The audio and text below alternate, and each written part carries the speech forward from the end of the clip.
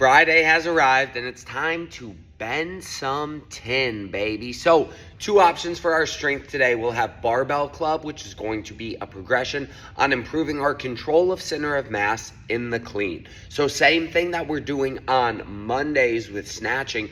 We're going to start to correct having too much forward and backward movement of the hips and of the center of mass throughout the clean, which generally ends up with us wasting energy forward or having to chase bars forward. So we'll start with high hang cleans this week into floating cleans. The intent of the high hang clean is that we are not keeping it in the hip, whipping our hip way back and then whipping that bar around. That does the exact opposite of what we're trying to train out of our bodies over this cycle, but that we're using it as more of a drive clean. So pinning that bar high against the leg, getting that aggressive sit, and then vertical drive through the floor, catching in the clean position. 2 of those plus a floating clean.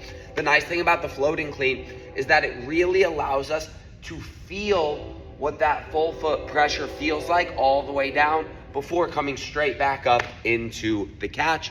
When we move into the clean pulls, they are set to be a percentage that should not be audaciously heavy. You're not going to be up towards your 1 rep max on these, which means that the bar should move really, really fast. You want to be able to move bars fast to clean them. You need to train moving them really fast. Then we'll have our build and tone / strength and power, which will be our athletic clusters of deadlifts.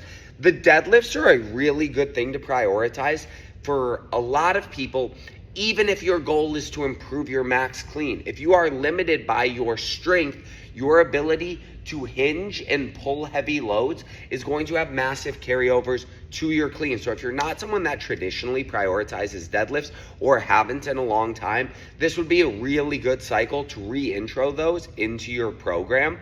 One note to keep in mind if you are doing that is if you haven't deadlifted in a while, don't use your 1 rep max from 3 years ago as your working max for this cycle's percentages.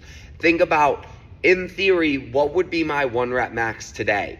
That's what we should be working off of when pulling these. Again, with the athletic clusters, none of these deadlifts should be getting sticky. We shouldn't be losing positions on any of them. It's a lot of deadlifts that we're going to accumulate, so make sure they stay quality. The band is a great thing if you have a good deadlift, and if you aren't experiencing back pain, and if you are effective at that movement. If you tend to have, because some people have a tendency to experience a little bit of back pain in the control of the way back down on the deadlift, then adding a band into the equation that's going to pull that bar down faster is probably not a productive idea. Don't worry about the band. If you don't have any issues with that, then adding that quicker eccentric to these, where we're thinking about loading those muscles aggressively into the eccentric before coming back up, can be a really good way to build repeat power in the muscle's physiology. When we move into the perform piece, this is going to be an aerobic week, just like all of our conditioning.